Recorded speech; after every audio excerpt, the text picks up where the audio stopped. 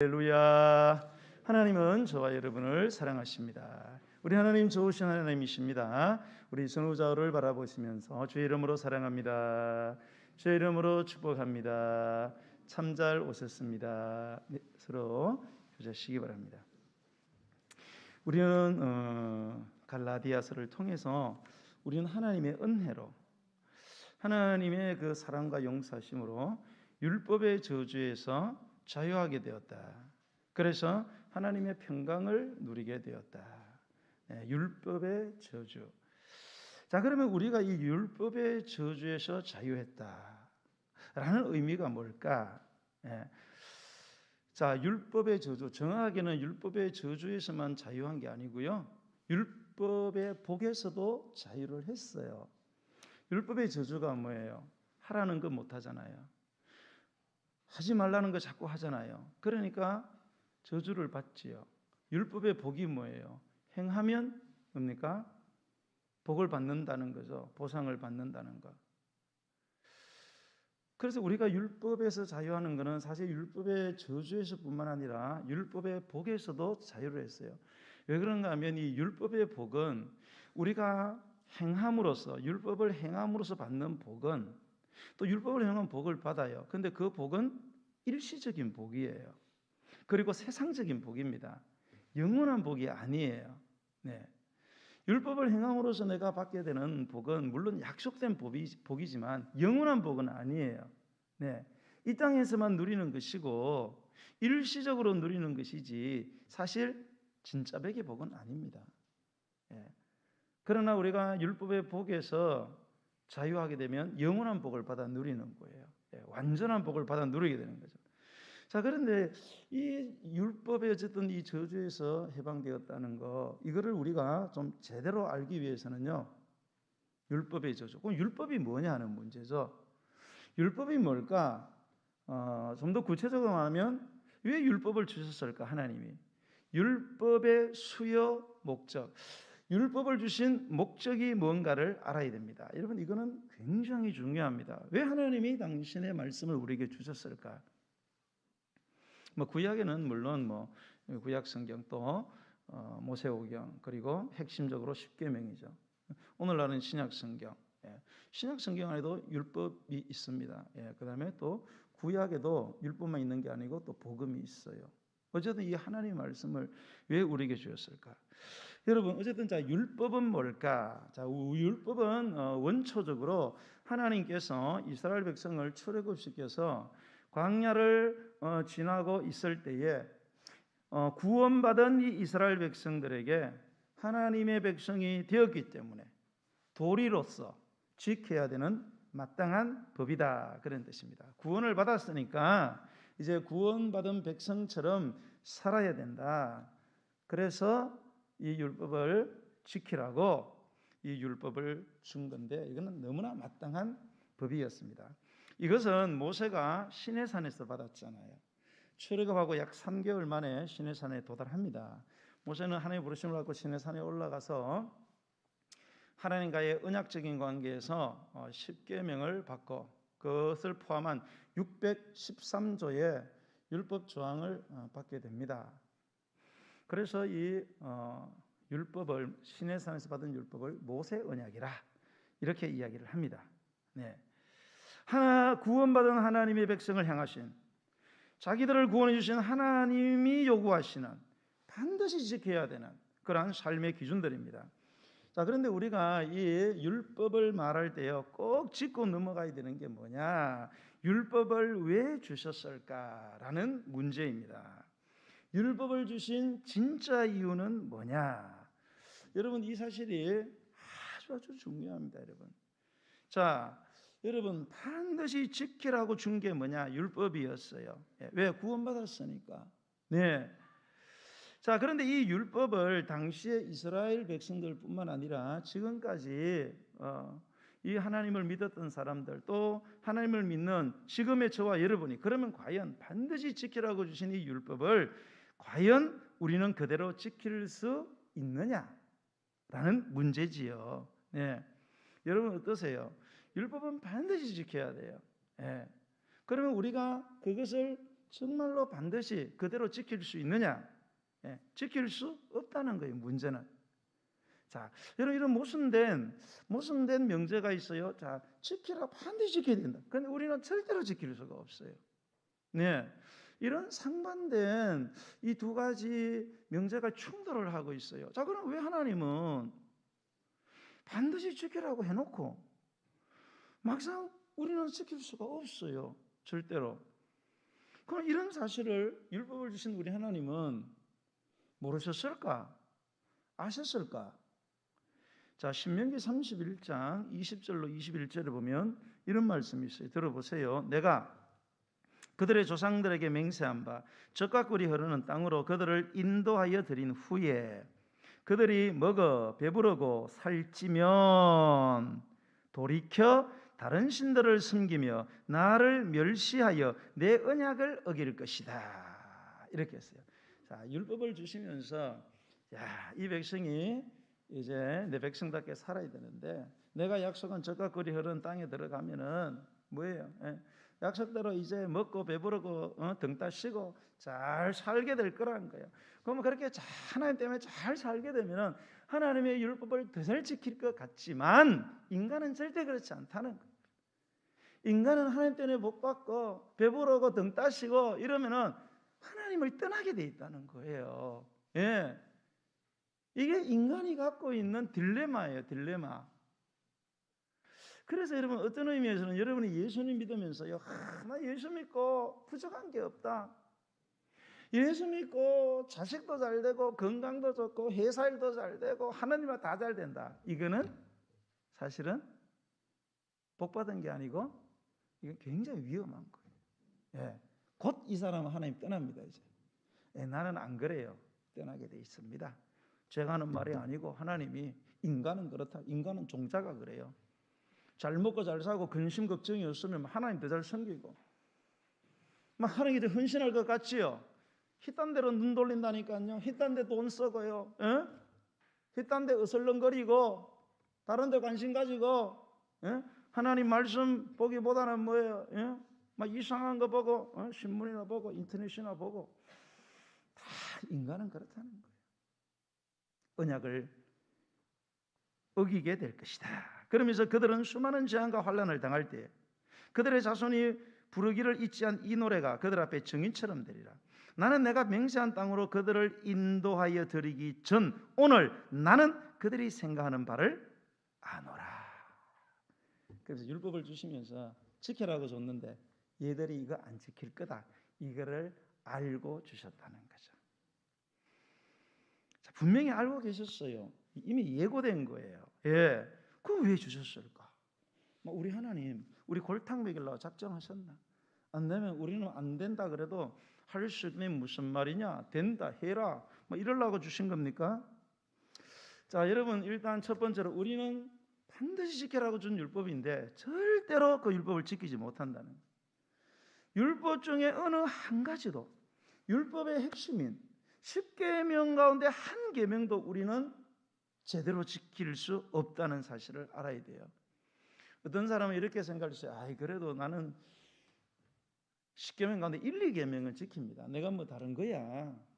하나님 이름을 망령되이 일컫고 안식일을 내가 범하고 좀 부모 공경 안 하고 살인하고 간음 이런 것들은 내가 좀 하죠. 나는 나 외에 다른 신을 내 앞에 있게 말지나 나는 하나님만 섬깁니다. 우상을 하나님이라고 우상이라는 그런 어떤 형상을 만들지 마. 우리 집에는 아무 형상 없습니다. 성경책 외에는 없습니다.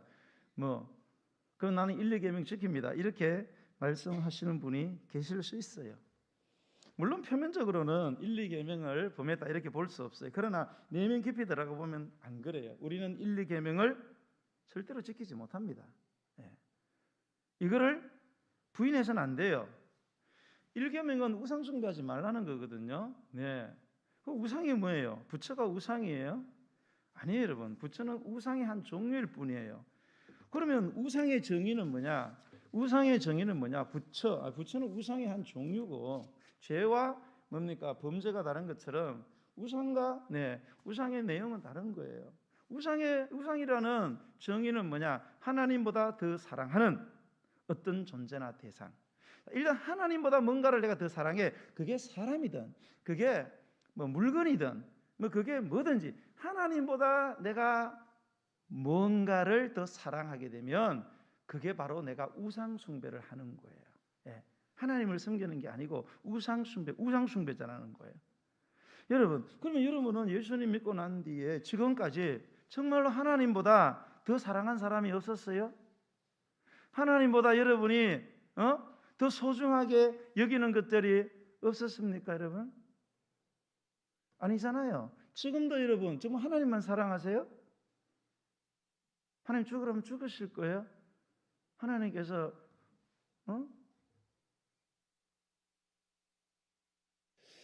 이게 안 되죠, 여러분. 우리는 절대 이해라고 말할 수 없어요. 우리는 정말로 하나님을 참 가장 사랑하고 하나님이 모든 내 삶의 우선이다. 그러면 하나님께서 원하시는 대로 살아야 되잖아요. 그런데 그렇게 못 살잖아요. 내가 얘다라고 말하면 나는 하나님이다 라고 말하는 사람이죠. 우리는 결코 1, 2계명을 못 지킵니다. 뿐만 아니라 3계명에서 10계명 중에 어느 하나도 우리는 제대로 지킬 수 있는 게 하나도 없어요. 우리는 이걸 알아야 되고요. 이거를 철저하게 인정을 해야 돼요. 자, 여기서 우리는 율법이 표면적으로 볼 때는 우리가 구원받았으니까 지키라고 준 것으로 우리는 생각할 수 있어요. 하지만 그게 아니라는 사실을 알게 되죠. 왜요? 반드시 지키라고 주긴 줬는데 못 지키잖아요. 하나님 이걸 알고 계셨어요. 그럼 이거를 거꾸로 생각해 보면은 이거는 우리에게 지키라고 준 것이 아니지요. 왜? 못 지키잖아요. 그러니까 율법은 본질적인 의미에서 우리에게 지키라고 준 게 아니고요. 다른 이유가 있다는 거죠. 다른 이유 때문에 하나님이 당신의 율법을 우리에게 주셨다는 사실을 우리는 눈치를 채야 됩니다. 자, 그 왜 하나님은 지키지도 못할 율법 아시면서도 못 지킬 법을 우리에게 주셨나요? 자, 이 해답을 찾아내야 됩니다. 이것을 우리가 알아야 우리가 진짜 신자가 되고요. 이것을 알아야 내 속에 진짜 변화가 일어나요. 이것을 알아야 비로소 내가 하나님의 사랑, 예수의 사랑, 그리고 성령의 사랑, 그리고 그렇지 않아서 자유한 자. 자유가 주는 게 뭐예요? 기쁨과 감사, 즐거움, 행복 아니에요? 여러분 예수 믿는 게 행복하세요? 헌금하면서 행복하세요? 시간 들이면서 행복하세요? 주일 지키면서 행복하세요? 또 주일이야. 토요일 되면 막 오후에 막 교회에서 프로그램 하루 종일 막 교회만 있으란 말이냐, 막 이러면서 막 원망하지 마세요, 저를. 자, 그러면 못 지킬 법을 왜 주셨을까? 율법을 주신 진짜 목적은 뭘까? 여러분, 제가 해답을 말씀을 먼저 드릴 테니까 잘 들으세요. 왜 율법을 주셨나? 잘 들으시면 기억하셔야 돼요. 자, 이런 이유예요. 우리가 우리를 믿는 일에 실패하도록 하시려고. 우리가 우리를 믿는 일에 실패하도록 만들려고 율법을 주셨습니다. 우리는 우리를 너무 믿어. 우리는 우리의 능력을 너무 믿어. 우리는 우리의 경험, 우리의 재물, 우리의 권력, 내가 갖고 있는 어떤 유익한 것들을 너무 믿어. 여러분 어떠세요? 여러분 정말 하나님을 믿으세요? 아니면 여러분 자신을 믿으세요? 아니면 여러분이 갖고 있는 그 재능, 물질, 여러분이 주어진 환경을 믿고 계시나요? 여러분 남편 믿고 너무 부인 믿는 거 아니에요? 이 사람만 있으면 행복할 것 같고 너무 여러분 자신만 믿는 거 아니에요? 자신만 잘 되면 막 다 좋을 것 같아요. 그렇게 그 일에 실패하도록 만드시려고. 그래서 율법을 주셨다는. 무슨 말인가 하면 우리가 우리 자신을 신뢰하지 못하게 하려고 율법을 주셨다는 거예요. 인간은 절대로 여러분 구원을 얻을 만한 그 어떤 능력도, 그 어떤 지혜도, 그 어떤 조건도, 그 어떤 선한 것도 조금도 없는 존재라는 사실을 철저하게 깨닫게 하려고 율법을 주셨다는 거예요. 내가 얼마나 큰 죄인이고 내가 얼마나 멸망받아 마땅한 벌레 같은 존재인지를 절실하게 깨닫게 하시려고 율법을 줬지, 잘 지켜서 복받아라 그래 준 게 아니다. 잘 지켜서 어깨 피고 막 목에다 깁스하고 나 이 정도야, 나 양심적이야, 똑바로 살아, 예. 나 이만큼 기도해, 나 11조 내고 그런 거 자랑하라고 그래 준 거 아니다. 이게 오히려 율법의 저주 아래 놓이게 하려고 율법을 우리에게 줬다는 것입니다. 여러분, 성경적으로 볼 때 본질적인 측면에서 율법의 이 목적과 정신을 제대로 알지 못하고 이 표면적으로만 이 율법을 이해하게 되면요, 율법을 지키려고 애쓰면 애쓸수록 그 사람은 더욱더 율법의 저주, 즉 마음의 죄책감, 그리고 형벌에 대한 두려움과 불안들이 몰려온다는 거예요. 율법은 지키라고 줬어, 못 지켜, 불안하잖아요. 그러다가 뭐 우리 자식이 일일이라고 그러면 내 율법을 안 지켜서 그런가 봐, 하나님 말씀 순종 안 해서 그런가 봐, 이렇게 된다는 거죠. 이거는 율법을 잘 지키는 것 같지만 사실은 율법을 모르고 율법을 지키는 거예요. 그 율법이 독이 되는 거죠. 율법이 독이 되는. 율법이 나쁜 건 아니에요. 나쁜 건 아닌데 이게 독이 돼요. 여러분, 꼭 뭐 나빠야 내게 독이 됩니까? 뭐 소고기가 뭐 나빠서 뭐 독이 돼요. 소고기 뭐 태어난 뭐 애들한테 막 집어넣어봐요. 예, 막 그 좋은 소고기, 철분 가득한 소고기, 이게 뭐 애 목을 막아서 죽여버리는 거죠. 율법이 좋은 거예요. 그러나 잘못 알고 잘못 사용하고 잘못 지키면 죽는 겁니다. 자비로우신 하나님께서 당신의 백성들에게 지키지도 못하고 오히려 율법의 저주의 짐만 늘어나게 하는 이 율법을 왜 그러면 주셨을까? 바로 우리 자신이 하나님의 법 앞에서 얼마나 무능하고 얼마나 연약하고 얼마나 죄악된 존재인가를 철저히 깨닫고 항상 하나님의 은혜에 감사하면서 살아라 라고 준 것이지, 잘 지켜서 잘 지킨 대가로 복 받아라 그래 율법을 준 게 아니에요. 나는 절대로 복을 받을 수 없는 존재구나. 왜? 율법을 배우면 배울수록, 율법은 지키면 지켜볼수록, 더 율법을 연구하면 연구할수록 더 율법을 못 지키거든. 왜? 율법이 너무 깊어. 율법이 요구하는 바가 너무 구체적이고 너무 세밀해요. 그 행위로만 되는 게 아니에요. 중심까지 완전히 진실해야 돼요. 안 되잖아요, 이게. 그러니까 나는 안 되는구나. 그런데 뭡니까? 그런 나를 용납하시고 사랑해 주신 그 하나님의 은혜를 생각하면 너무 감사한 거예요. 그렇게 감사하며 살아라고 율법을 줬다는 거죠. 나는 도저히 내 힘으로는 구원을 못 받는구나. 나는 하나님을 만족시킬 수 있는 그 어떤 것도 없는 죄인이구나. 그러면 나는 죄인이니까 죄사건 사망인데 내게 오는 이 사망의 형벌을 나는 어떻게 할 건가? 내가 이 형벌을 내가 피할 수 있냐? 막을 수 있냐? 안 되잖아요, 여러분. 이게 나는 공고한 사람이로다. 바울의 고백. 나는 너무 비참하고 나는 너무 불쌍하구나. 오도 가도 못하는 인생이구나. 이 사망의 몸에서 누가 나를 건져낼 거냐라는 고백을 우리에게 하게 하려고 율법이 주어진 거지.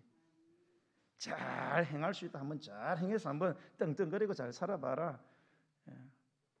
양심적이 되어보고 해봐라. 그래 준 게 아니에요, 여러분. 율법은. 자, 그래서 결국은 내가 율법을 받아 율법을 배우고 율법을 알면 알고 율법을 지키면 지킬수록 결국은 나는 소망이 없구나. 그러면 누가 나를 구원해 줄 건가? 나를 구원할 구원자를 간절히 사모하고 찾게 된다는 거죠.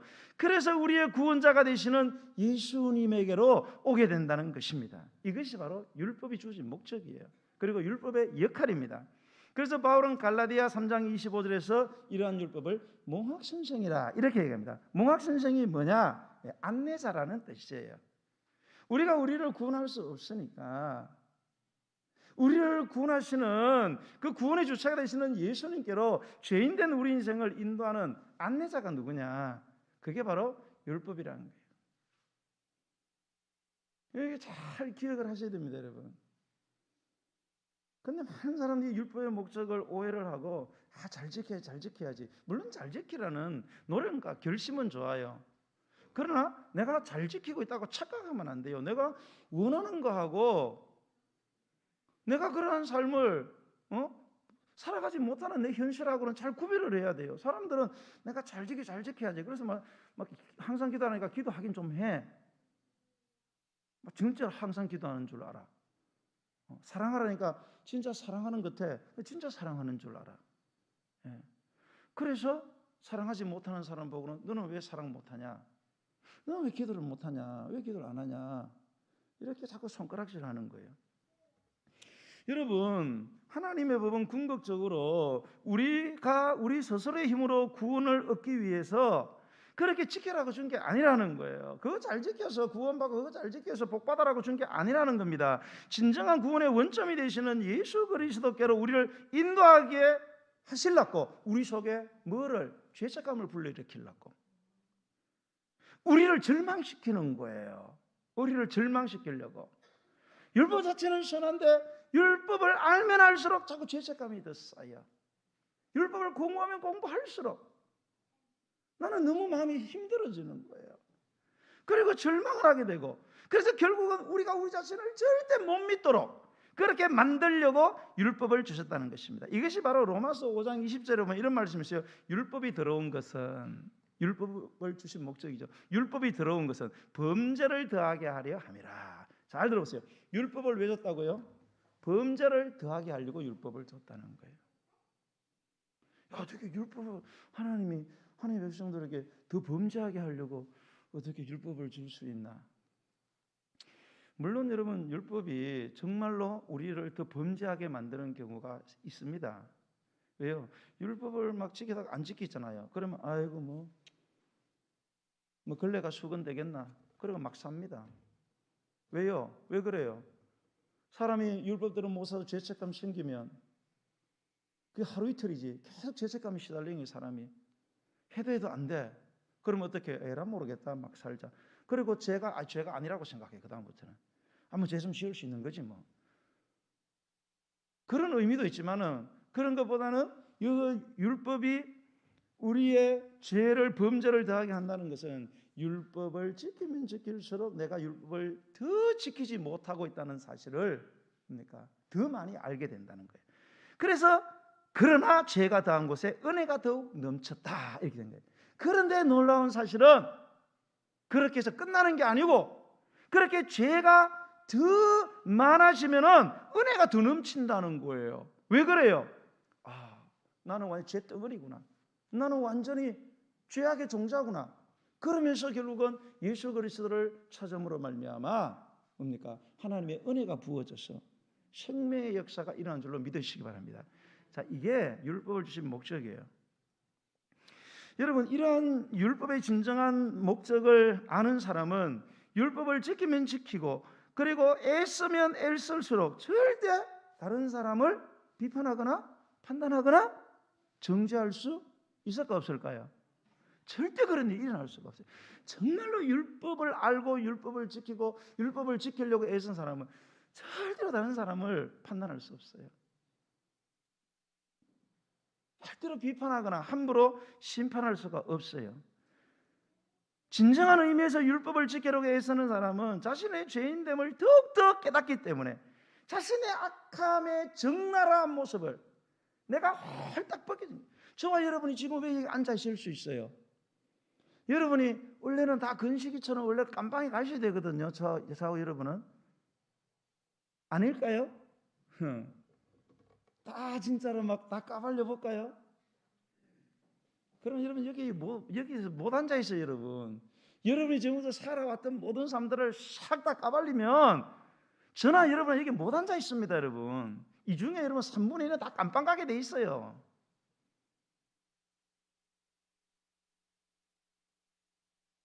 한 분도 아멘 안 하시네.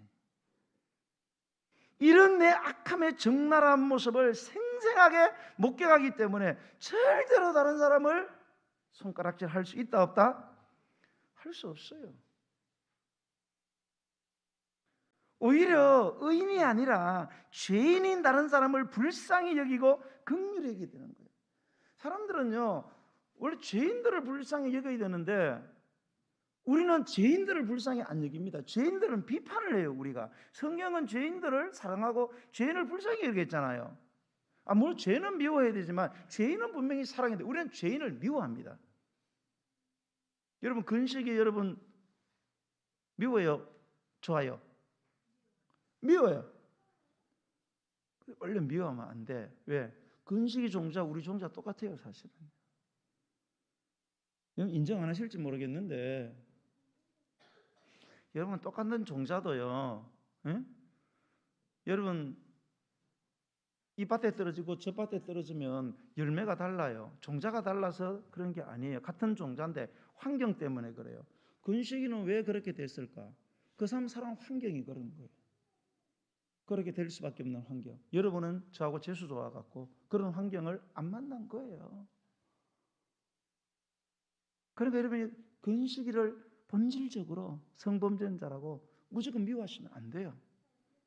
성범죄를 합리화시킨다는 게 아니에요, 여러분. 우리도 얼마든지 만약에 어떤 상황이 처하면 그렇게 되지 말라는 법은 없습니다. 아멘 좀 하세요. 아멘을 해야 은혜가 되는 거예요, 여러분.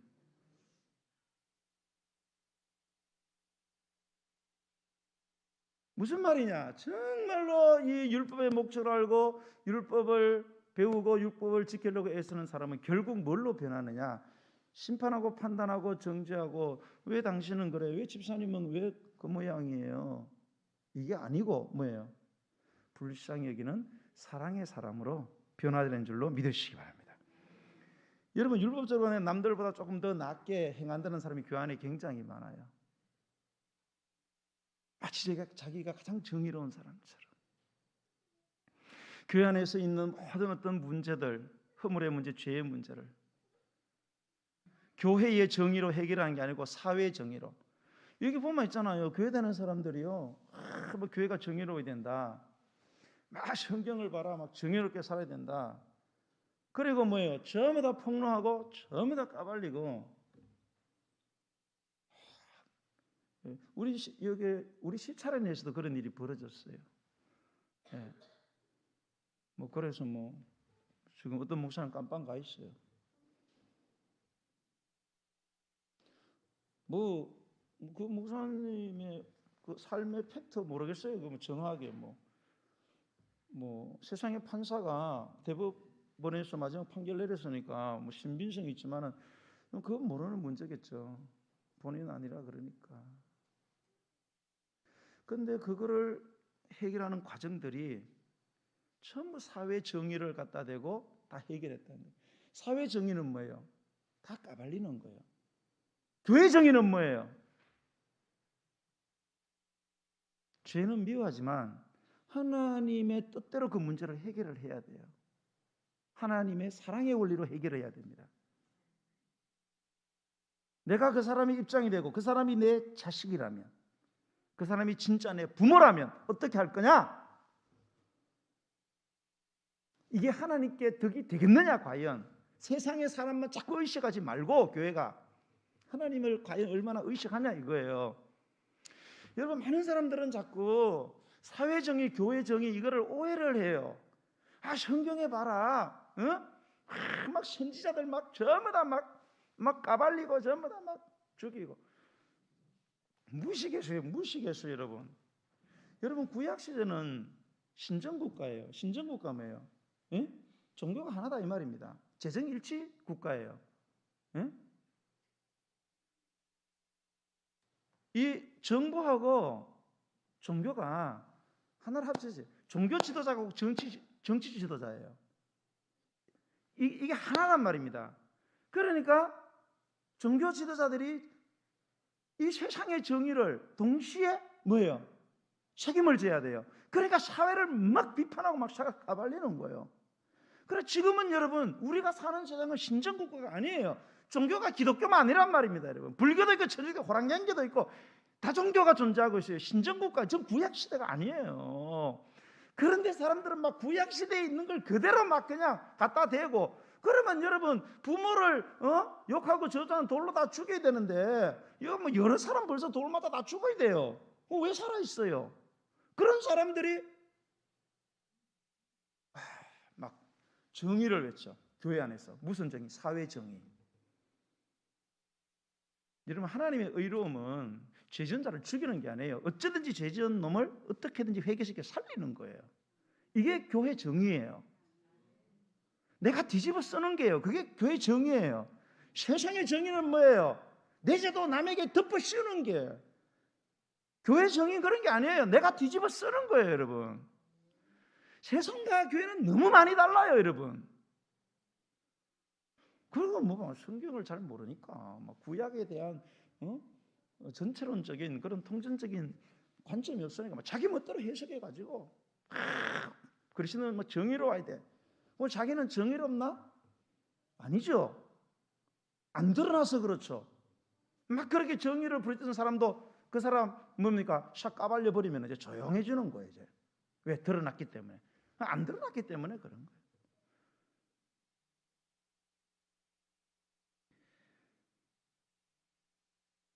그러니까 여러분, 이렇게 좀 내가 뭔가 예수님 믿고 예수님 믿으면은 여러분 뭐예요? 거듭남의 역사를 경험하잖아요. 그리고 내 안에 계신 성령께서 나를 거룩하게 하시잖아요. 근데 그 거룩한 내 안에 있는 내적인 외적인 모습들이 내 건 줄 알아요. 내 건 줄 알아요. 내가 한 건 줄 알아요. 그래서 교만해지는 거예요. 그래서 남을 정죄하는 거예요. 왜 정죄? 내 안에 있는 거룩한 모습 때문에 그래요. 그러나 이게 내 안에서 생긴 게 아니에요. 원래 바깥에서 들어온 거예요. 사실은 예수 그리스도의 십자가의 은혜로 성령께서 오셔서 성령이 하시는 일이지 내가 하는 게 아니에요. 그러니까 내가 뭔가 좀 율법적으로 산다고 나 이제 양심적이다. 난 누구보다 양심적이다. 나 당신처럼 그렇게 하진 않아. 이 양심도 없는 인간, 양심에 털났다 이런 말만 늘 어쩌다 한 번씩 할 수 있어요. 사람이니까 늘 그렇게 입에 달고 막 부정적인 이야기 늘 입에 달고 비판적인 이야기 늘 입에 달고 이 사람은 뭐예요? 아직 멀었다 이거죠. 아직 멀었다. 전혀 율법을 모르는 사람, 하나님의 말씀이 뭔지도 몰라. 영적인 어린아이, 그냥 상대할 가치도 없는 거예요. 이런 사람은 만날 때 긴장할 필요 없어요. 그 사람이 대통령이든 그 사람이 국회의원이든 이런 사람은요 완전히 그냥 애 취급하세요. 긴장할 필요 없어요. 대충 만나고 대충 이야기하세요. 그런 사람. 여러분, 율법이 주어진 진짜 이유는 잘 들으세요. 첫 번째, 겸손과 감사의 삶을 살라는 거예요. 겸손하고 감사하게 살아라고 율법이 주어진 거예요. 겸손해진다는 게 뭐예요? 우리가 율법을 배우면 배울수록, 지키려고 애쓰면 애쓸수록 우리의 죄된 본성의 밑바닥을 더욱더 알게 되는 거예요. 내가 원하는 것, 내가 행하는 것. 자, 원하는 나와 행하는 나는 너무 다르다는 것을 알게 된다는 거죠. 율법을 정말로 알게 되면 너무 달라. 원하는 나와 행하는 내가 너무 달라. 너무 가정스러운 거죠. 여러분 주변에 말은 이렇게 하는데 행동은 완전히 다르게. 여러분 보기 어때요? 막 토할 것 같잖아요. 그게 내 모습이다 이거라. 율법을 깊이 알면 이런 현상이 일어나요. 내가 이렇게 가정스러울 수 있나? 여러분 어떠세요? 제가 아시는 분이 어머님이 권사님인데 엄마를 너무 싫어해요. 왜 싫어하냐? 막 집에서는요, 막 남편한테도 그렇고 막 자식들한테 막 있는 말 없는 말 막 쏟아내는 거, 막 쏟아내. 그러다가 교인이 오잖아요. 교인이 오면 할렐루야, 아이고 오셨어요. 자식이 봐도 너무 부모지만 너무 가정스러운 거예요. 막 온갖 입에 담을 수 없는 말을 자기 남편에게 막 자기 자식들이 하다가 그 교인들이 오면 아이고 어서 오세요 할렐루야.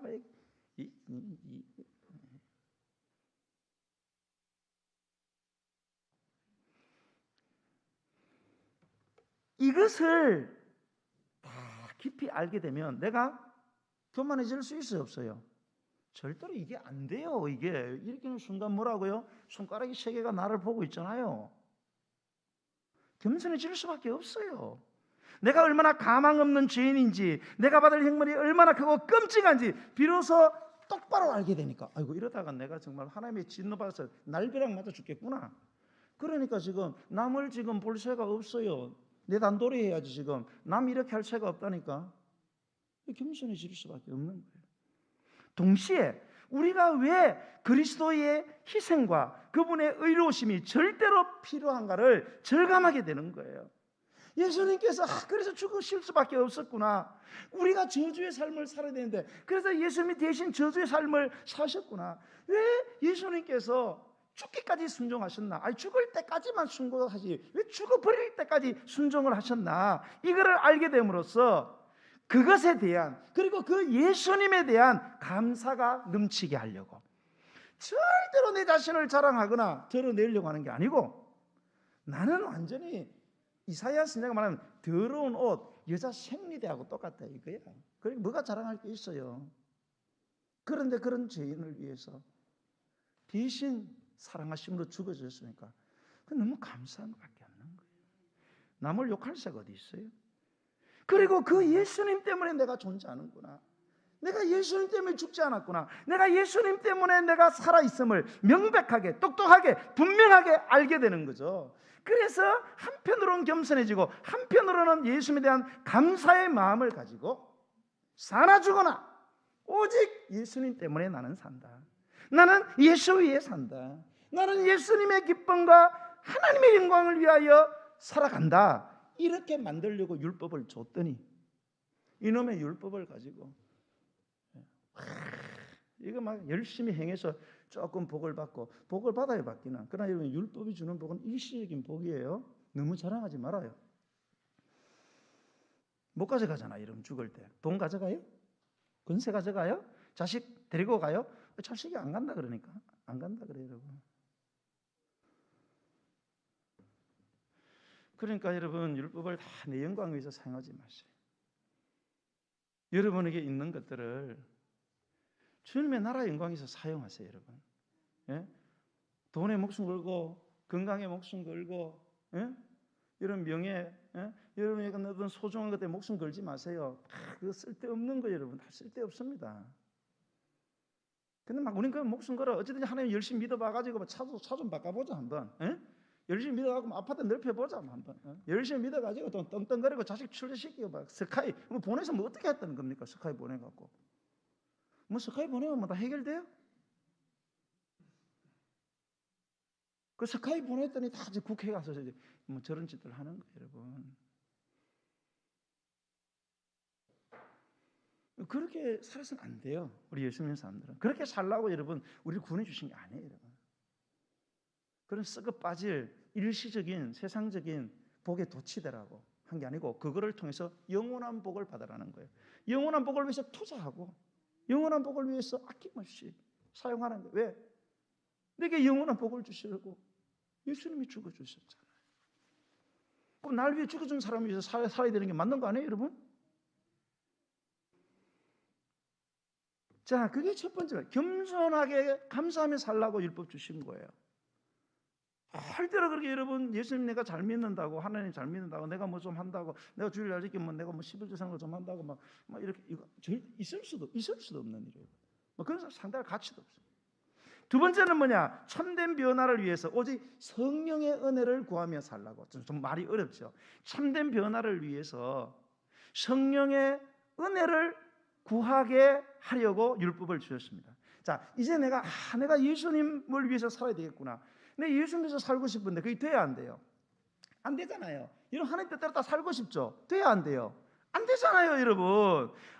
이게 내가 할 수 있는 게 아니구나. 오직 하나님의 도우심으로만 가능하구나. 이거를 깨닫게 함으로 말미암아 성령의 도우심을 구하도록, 성령의 도우심 가운데 참된 변화를 이루어가기를 소망하는 자가 되라고 율법을 주셨다 이 말입니다. 자, 그럼 여기서 도대체 이 성령의 은혜를 구한다, 성령의 도우심을 구한다는 의미가 뭘까? 이게 도대체 성령의 은혜를 구하고 성령의 도우심을 구해서 참된 변화의 삶을 살라는 게 이게 도대체 무슨 말인가? 여러분 성경에 보면 진짜 아리까리한 말들이 너무 많아. 뭐 그 중에 하나가 뭐예요? 성령을 따라 살아라, 성령의 인도하심을 받아라. 이게 뭔가 알듯한데 아리까리해가고 무슨 말인지 이게 잡히질 않아. 그 성경을 백날 읽어도 구체적이지 않으니까 이것이 우리의 삶을 변화시키지를 못해요. 성령의 도우심을 구해서 참된 변화의 삶을 사는 게 도대체 뭐냐? 자, 로마서 5장 5절로 8절에 보면 이런 말 잘 들어보세요. 소망이 우리를 부끄럽게 하지 아니하면 우리에게 주신 성령으로 말미암아. 자, 하나님이 구원받은 우리에게 성령을 주십니다. 자, 성령으로 말미암아. 그러면 이 성령이 하는 일이 뭐냐? 하나님의 사랑이 우리의 마음에 부음바 되었다 이게 됩니다. 자, 하나님이 우리에게 성령을 주셨어요. 믿는 자들에게. 그거 왜 주셨느냐? 하나님의 사랑이 우리의 마음에 부음받게 되고 우리 마음에 하나님의 사랑을 쏟아부게 우리의 마음으로 하나님의 사랑을 느낄 수 있도록 하나님의 사랑을 들으면 가슴이 막 벌렁벌렁 거리고 막 말이 아니라 우리의 가슴이 막 뜨거워지고 어떻게 나 같은 거를 하나님이 사랑하나? 어떻게 하나님의 아들이 나를 위해서 죽어줄 수 있나? 내가 잘난 것도 아닌데 잘나도 누가 죽어주겠어요 여러분? 이런 하나님의 사랑을 우리의 막 가슴으로 막 흥분하고 막 이렇게 하려고 성령을 부어줬는데 이 하나님의 사랑이 어떤 사랑이냐? 우리가 아직 연약할 때에 기약대로 그리스도께서 경건하지 않은 자를 위해서 죽으신 사랑이라는 거예요.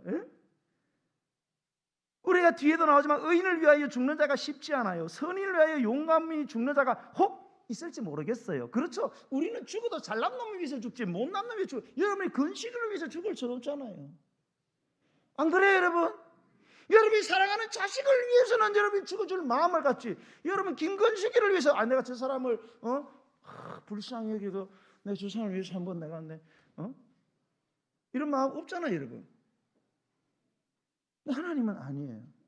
전혀 경건한 자를 위해서 돈을 준 것도 아니고 시간을 준 것도 아니고 옷을 사준 것도 아니에요. 목숨을 줬어요. 어떻게 이런 일이?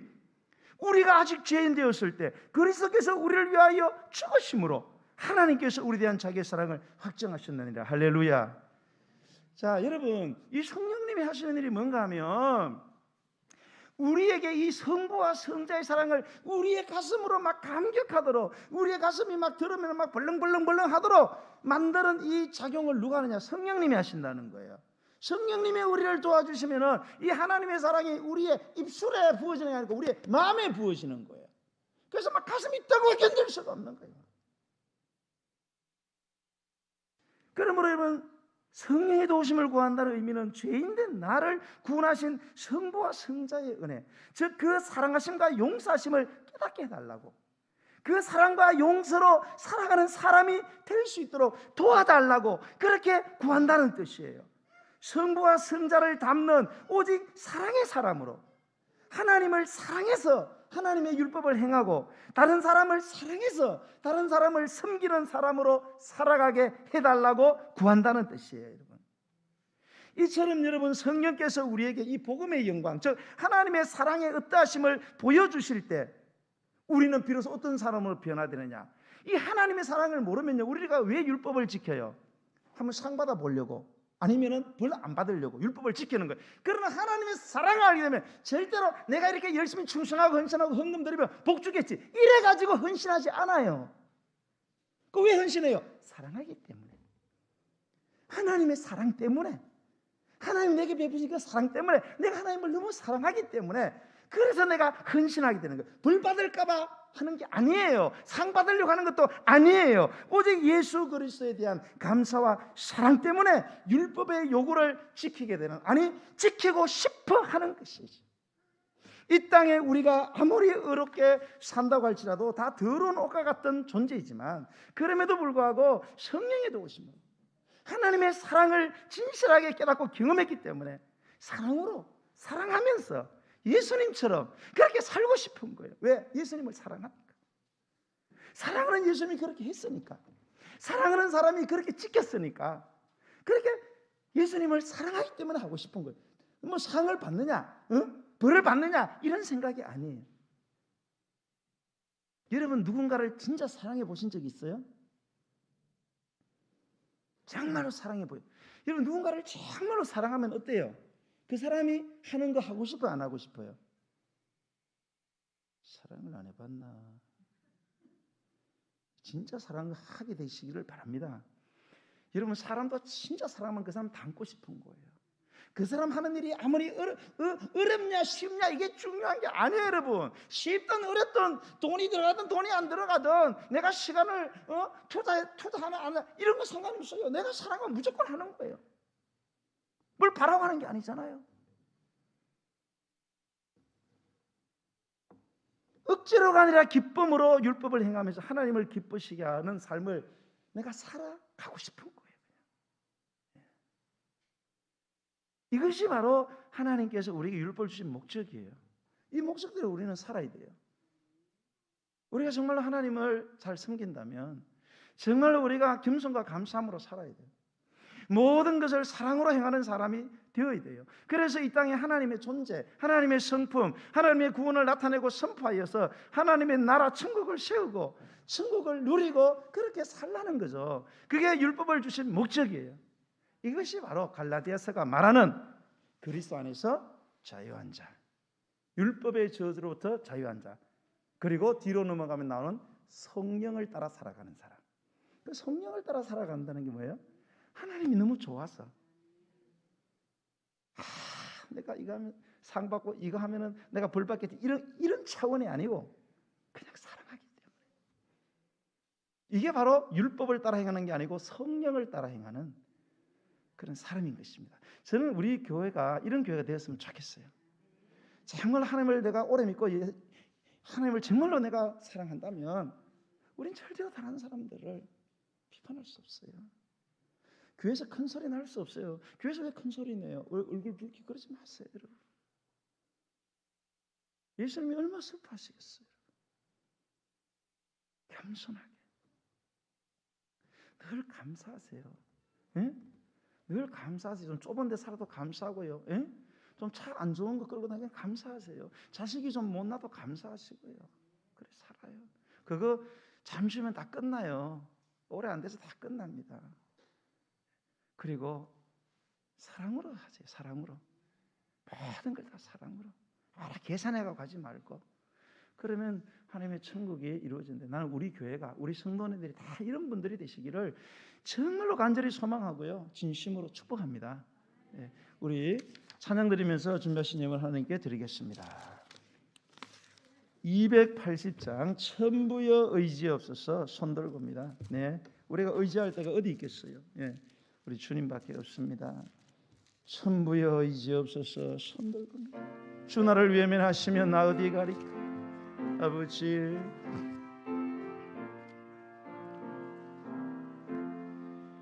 천부여 의지없어서 손 들고 옵니다.